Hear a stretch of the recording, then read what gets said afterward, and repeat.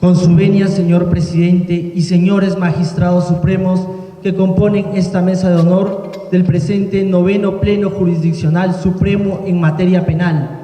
En representación del Ministerio Público, el doctor Moisés Ponce Malaver, gerente académico de la Escuela del Ministerio Público, y Renzo Riega Cayetano, subgerente de investigación de la Escuela del Ministerio Público, procederemos a exponer ante ustedes el tema valoración de la prueba pericial, propuesta de criterios para la valoración de la pericia médico-legal como prueba suficiente de cargo en los procesos por la presunta comisión del delito de violación sexual de menor de edad.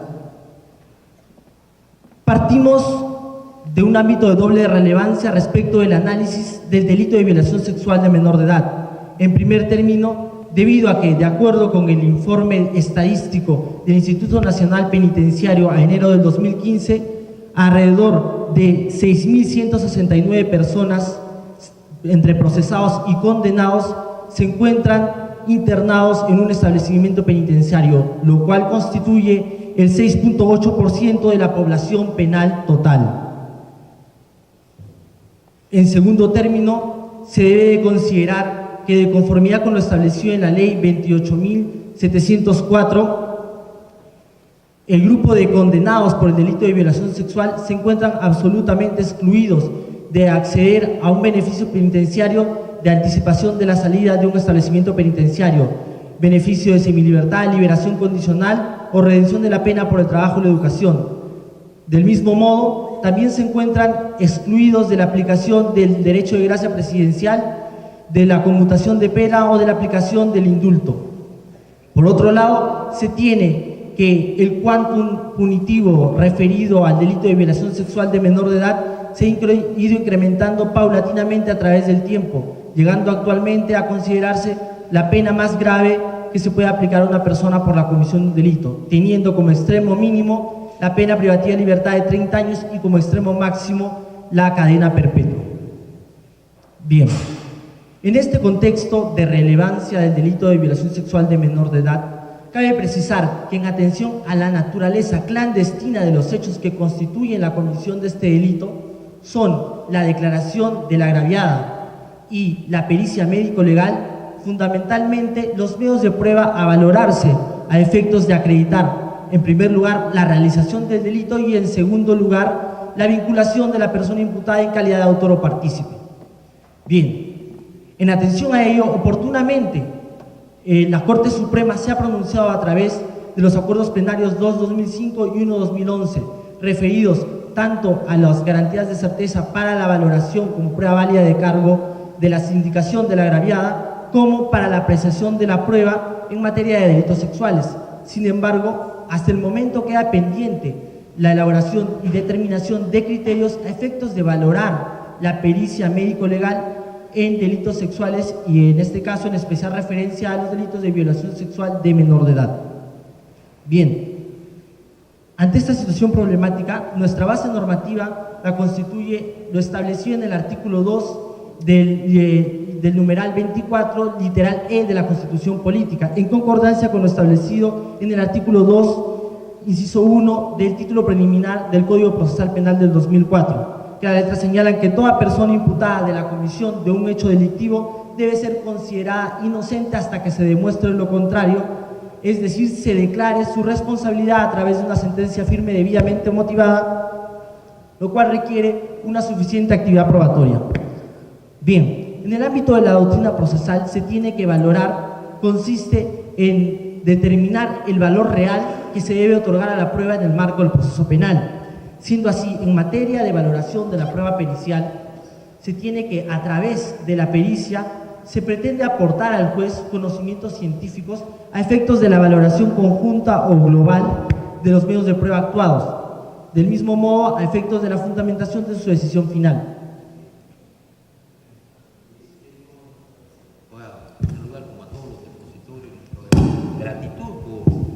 Relevancia, pero el tiempo es muy corto, ¿no? Entonces nos preocupa lo siguiente, le pongo concretamente. El Poder Judicial, en un pleno anterior, por ejemplo, debe a la ciudadanía un acuerdo plenario sobre la valoración de la prueba pericial, concretamente la pericia psicológica, en los delitos contra la libertad sexual y que ha venido siendo usada con bastante frecuencia y constituyéndose casi como un elemento trascendente para decir la condena o la absolución de la persona procesada. ¿Cómo ve el Ministerio Público esta pericia, su rigor, sus componentes, la forma en la cual se expone, las contrapericias, en fin? Eso es lo que nos ayudaría más. Muchas gracias. Sí, yo en esta línea necesito un punto de información.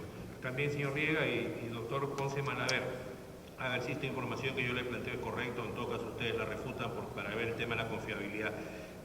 Las pericias que se hacen en los casos penales de la naturaleza es forense. Entonces la pregunta es, ¿cuántos psicólogos tiene el Ministerio Público? ¿Cuántos son forenses? Si se forma así, y aparte de eso, ¿basta que sea forense para que tenga la mayor confiabilidad o necesita que haya un entrenamiento permanente? Porque son dos técnicas que se utilizan para ellas, que son la observación, la entrevista y observación. Entonces la pregunta es, ¿la Escuela del Ministerio Público alguna vez ha capacitado a estos peritos? ¿Con qué frecuencia lo hacen? La otra tiene que ver con el tiempo que se utiliza para hacer la pericia psicológica. Ustedes hablan de guía de entrevista única, en la página web del Ministerio Público hay 3 para delitos sexuales de mayores de edad, menores de edad, y también el tema de la cámara. El tiempo que ustedes utilizan es el adecuado, 30 minutos, una sola entrevista. Los peritos, psicólogos forenses, la policía utilizan 2 horas y media. Claro, casi nunca la fiscalía dispone que ellos lo hagan, pero cuando es así, son 2 horas y media. Entonces, otra cosa, cuando se habla, porque normalmente aplican los test de Rocha, el test de Macover, nunca lo vemos. Entonces, la cuestión es, ustedes, ¿quién transcribe el tema de la pericia? La secretaria lo coloca, puede haber un margen de error, son muy parecidos todas las pericias psicológicas, estresor, producto de una agresión sexual, y con eso nosotros lo utilizamos en un acuerdo plenario penal 2-2005 como prueba periférica para corroborar la declaración de la gravedad. Entonces tendríamos que estar seguros de la confiabilidad de este tema. Por otro lado, hace 2 semanas la doctora Vargas ha sido ponente de una acción de revisión donde hemos observado nuevamente lo siguiente. Hace 3 años declaramos fundado con el doctor San Martín otra acción de revisión. Se había condenado a un señor a 30 años de pena privativa de libertad por violación a la libertad sexual, y 9 años preso. Plantea una acción de revisión y nos demuestra que 2 años después de que su hija le imputó a él la violación, también lo hizo con un tercero, y ahí 2 médicos legistas dijeron que no estaba deflorada. Declaramos fundada la acción de revisión, hubo un juicio oral y lo absolvieron al señor después de 9 años preso. Hace 2 semanas he integrado la sala penal transitoria, la doctora Vargas ha sido la ponente, y nos ha pasado lo mismo, pero ahora era el tío el imputado, y estamos declarando fundada la acción de revisión. Entonces, la pregunta tiene que ver si es pericias ahora con los exámenes médicos legales.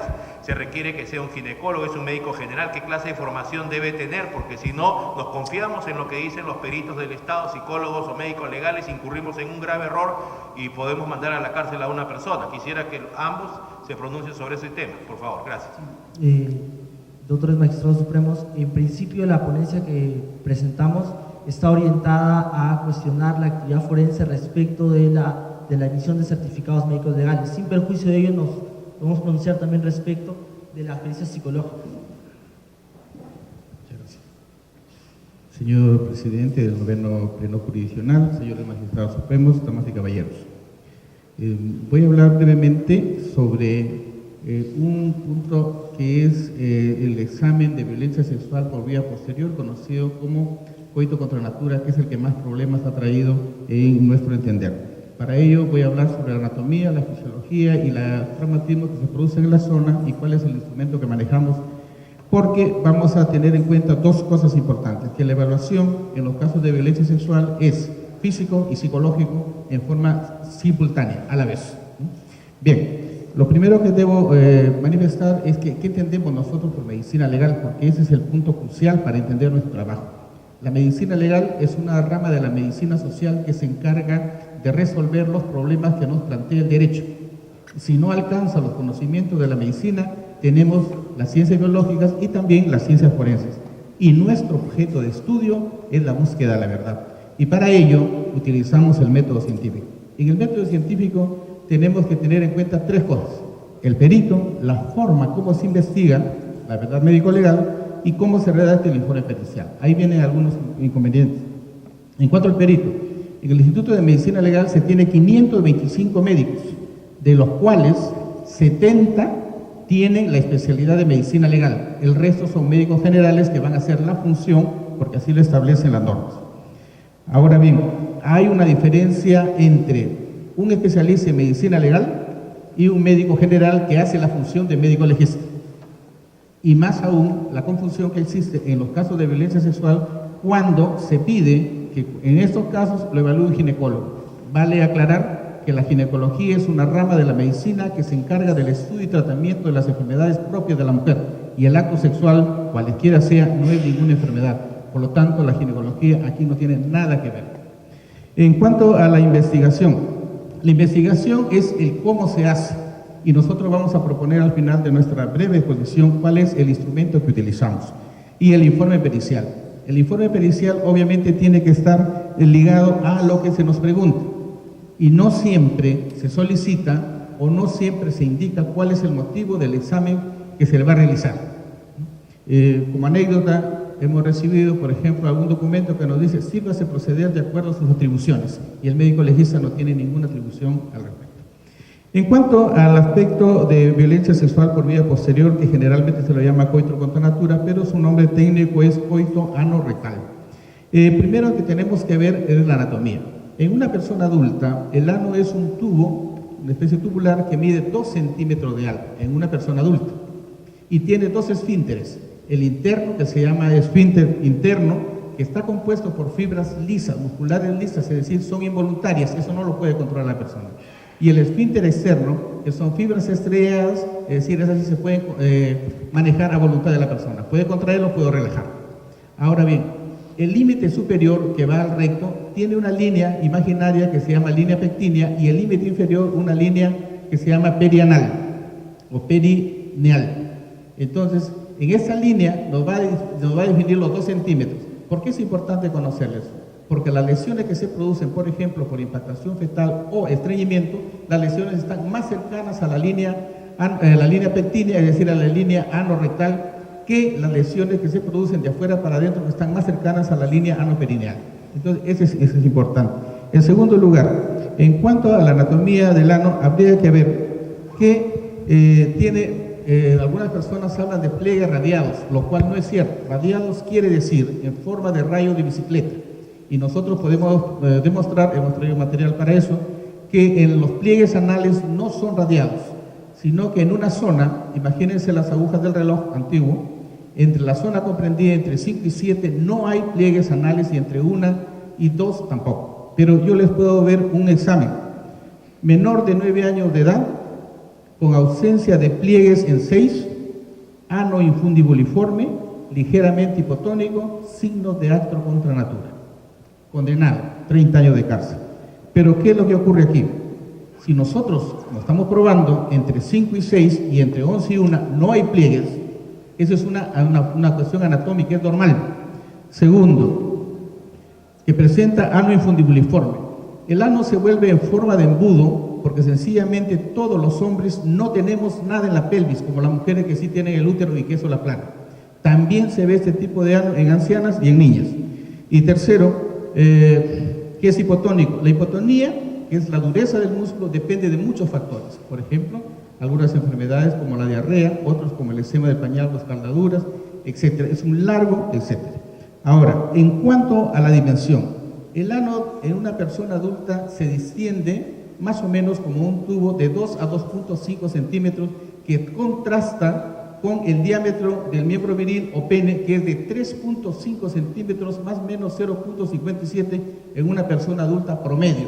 Por lo tanto, si hubiera una penetración anorrectal, definitivamente que le va a producir lesiones que para cualquier persona serían visibles. Ahora, ¿cómo se producen las lesiones? Tiene una secuencia, porque las lesiones se producen teniendo en cuenta el objeto que lo va a generar. Y aquí hay otro punto también que la gente se olvida, que así como hay tipos de himen, también hay tipos de miembro viril o tipos de pene, no todos son iguales. Por ejemplo, hay un tipo de pene que se llama romo, que tiene el glande, o sea, la cabeza más grande y que va a producir mayores lesiones que los otros, por ejemplo, el tipo fusiforme. La desproporción. Y ya mostramos de que la máxima distensión del ano en una persona adulta es de 2.5 centímetros contra 3.5, las lesiones van a ser enormes si se pone en un menor de edad. Y también es importante la posición anatómica y la lubricación. ¿Cómo se producen estos signos? Tienen una secuencia. La primera es que aparece el eritema, es decir, se vuelve rojito. Segundo, se hincha, que se llama tumefacción o edema. Tercero, se comienza a resquebrajar la mucosa. Cuarto, aparece una herida en forma triangular en hora 6 que se llama signo de Wilson-Johnston. Posteriormente, desgarro de las fibras de los pliegues anales. Y finalmente hay una parálisis. Esa es la secuencia de aparición de los signos. Pero la gravedad nos da más especificidad del acto. Es decir, si yo encontrara soroeritema, yo podría hacer el diagnóstico diferencial que la persona defecó hace media hora o 2 horas, o sencillamente que tenía una escaldadura. Entonces, aquí es importante hacer el diagnóstico diferencial. Y en los signos de acto contra natura antiguo, lo que prima es las cicatrices, la hipotonía, es decir, aparece el ano en forma de túnel porque ya no se contrae, hay borramiento de pliegues y enfermedades venéreas en algunos casos. También es importante hacer el diagnóstico diferencial. ¿Qué instrumento utilizamos para hacer nuestro examen? La guía de examen físicos en los casos de violencia sexual. En esa guía, la parte que trata de la región genitales femeninos, obviamente está muy bien elaborada, en tanto que la que trata del coito contra natura, tanto en menores, adolescentes como adultos, tiene algunas falencias. Por ejemplo, no se diferencia o no se especifica bien a qué llamamos acto y a qué llamamos coito contra natura. La palabra acto, del latín actum, es un hecho, y este hecho se produce por diferentes objetos. Puede ser objetos, se me ocurre a mí, enemas, puede ser un holismo o consoladores o vibradores, como se llama. Y el coito, del latín coitus, que significa estar juntos, se refiere necesariamente que hubo contacto de los genitales de una persona con la región. Habla también de criterios mayores y menores. Y, por supuesto, en ninguna parte de la bibliografía que conocemos nosotros y que también hace referencia a esta guía, se habla de estos criterios, porque la mayoría de ellos son inespecíficos. Por supuesto, podemos comparar, por ejemplo, con Colombia y con Argentina, que tienen sus propias guías. Conclusión. Nosotros tenemos un instrumento que se llama Guía de Examen Físico de Violencia Sexual, que tiene las falencias que acabo de señalar. Sin embargo, nos va a permitir a nosotros hacer un examen similar en toda la República. ¿Y por qué motivo? Porque ya se establecen cuáles son los puntos y cuál es la secuencia de lesiones y cuáles deben tomarse en cuenta para considerar estos casos de violencia sexual. Ahora, no siempre se ha tenido la formación para hacer este tipo de exámenes. Por eso es que la Escuela del Ministerio Público ha desarrollado cursos específicos para valorar el daño psíquico en víctimas de violencia sexual. Se ha elaborado una guía y se ha certificado a 100 profesionales psicólogos sobre el área. También ha diseñado cursos de evaluación de examen físico en víctimas de violencia sexual para niños y adolescentes, es decir, temas específicos para los colegas médicos que no tienen la especialidad de medicina legal, pero que se dedican a esta área.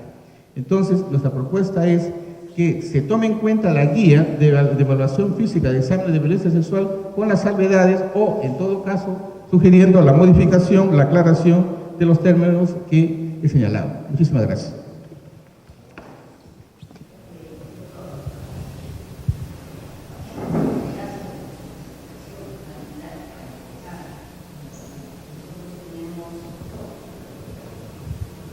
Varias interrogantes al respecto desde la propia experiencia práctica. La primera pregunta que quiero hacerle con relación a la pericia psicológica es que en la mayoría de pericias psicológicas el diagnóstico, la conclusión a la que se arriba es síndrome postraumático compatible con agresión sexual. Sin embargo, muchas veces esta pericia no va en correlación con lo que la víctima a posteriori declara en el proceso, porque hay un proceso de retractación. Entendemos que hay un famoso estudio realizado por el doctor Summit, es uno de los que trabaja el síndrome de Summit, que, por cierto, este es un síndrome, lo que evidencia es el proceso que tiene la víctima desde el inicio de la agresión sexual, del acometimiento sexual, hasta los actos posteriores que la llevan a una natural retractación. La pregunta ¿es posible, mediante una pericia psicológica, establecer que opera en la víctima el síndrome de Summit? Porque un gran número de casos que tenemos en la Corte Suprema, o sea, tiene precisamente ese componente, retractación de la víctima, que muchas veces sirve al juez para proceder a una absolución. Bien, ahí hay que precisar 2 cosas. Primero, ¿qué cosa es la psicología y qué cosa es la psiquiatría? La psicología se encarga del estudio de la persona normal. Y todas las alteraciones que ocurren en la mente de la persona lo ve la psiquiatría. Por lo tanto, la evaluación para establecer el síndrome de Summitt o síndrome de acomodación de Summitt, que se llama, y el síndrome del hechizo, esa es una evaluación que lo debe hacer psiquiatría. Pero ¿qué hemos observado, señora magistrada? Que sencillamente en los exámenes dice, sirve hacerle una evaluación psicológica y psiquiátrica a la par. Y aquí el problema está en que los psicólogos, obviamente, hay un mayor número en desmedro de los psiquiatras. Y por lo tanto, siempre terminan haciendo una evaluación psicológica en un área que no les compete o que no la conocen. Estamos de acuerdo que el síndrome de acomodación de Summitt es toda una secuencia que termina con la retratación de la víctima. Igual que el síndrome del embrujo, en donde la víctima no acusa al agresor, al contrario lo defiende porque se siente bien, porque ha sufrido lo que se llama un lavado de cerebro en términos generales. En conclusión, debería establecerse que en aquellas personas que han sido víctimas de violencia sexual y se sospeche que tiene algún problema en la esfera mental, como consecuencia de ello, la evaluación debería ser psiquiátrica y no psicológica. La segunda pregunta es la siguiente. Lo que nosotros observamos a raíz precisamente del examen de la mayoría de casos es de que las entrevistas psicológicas que se realizan a la menor están asentadas en una sola sesión, ¿correcto? En una sola sesión donde la menor narra con detalle, o sea, los hechos que la han llevado indudablemente a este proceso penal. ¿Cuál es el número necesario de sesiones que se requiere para que una pericia psicológica tenga entidad suficiente para generar convicción en el juzgador? Tres sesiones. La primera sesión es para que nos dé el relato espontáneo, la segunda nosotros investigamos y la tercera volvemos a confirmar lo que encontramos en la primera sesión. El problema está en que nosotros estamos haciendo un estudio en donde se ve en qué fecha del proceso se solicita el examen. Y generalmente lo solicitan en la última semana. Y el tiempo que nos queda es poco. Podemos mostrar decenas de oficios en donde dice evaluación en el día, entonces el tiempo que nos queda es muy corto. El otro tema. Usted dice 3 sesiones es el número mínimo para poder tener una pericia que nos dé convictividad. Las sesiones ¿tienen que ser espaciadas en el tiempo o tienen que ser continuas? Espaciadas, porque le da un tiempo de reparación a la persona porque se va a movilizar los recuerdos que tenía antes. Entonces tiene que ser por lo menos interdiario, como mínimo. Bien. Gracias, doctor.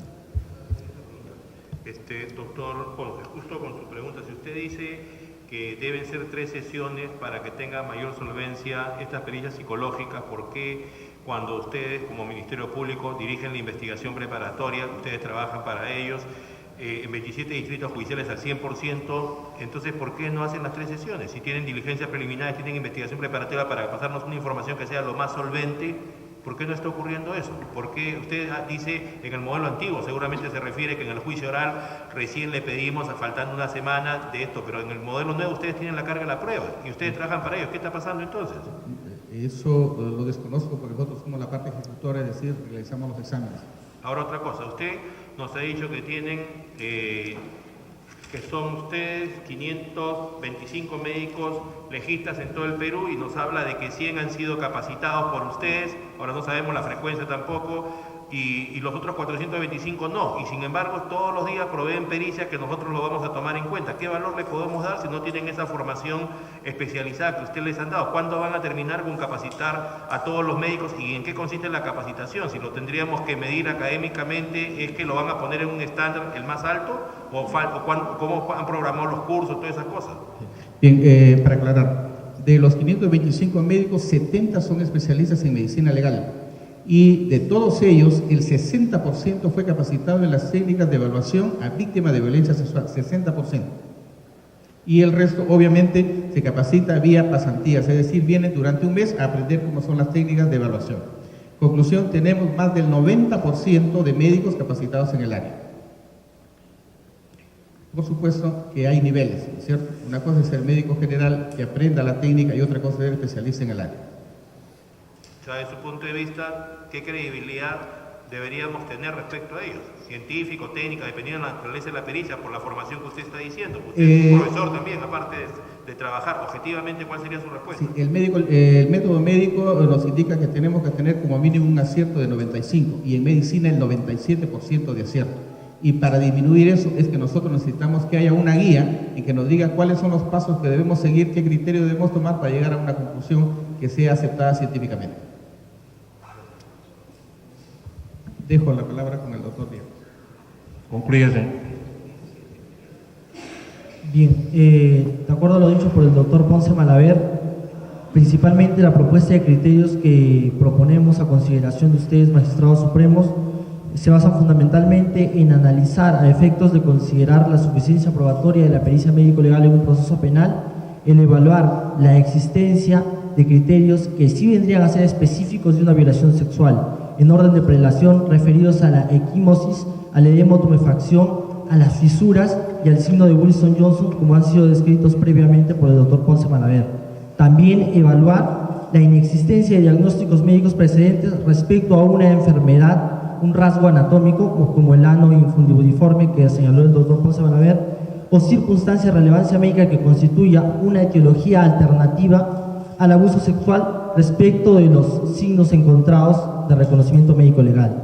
Inexistencia de diagnósticos actuales, incluido el que se derive del propio reconocimiento médico legal a la presunta víctima, sea consignado en el certificado médico legal o expresado durante el examen en el juicio oral por el perito suscriptor de la pericia respecto a una enfermedad también, un rasgo anatómico o una circunstancia médica que constituya precisamente una etiología alternativa o diversa al abuso sexual.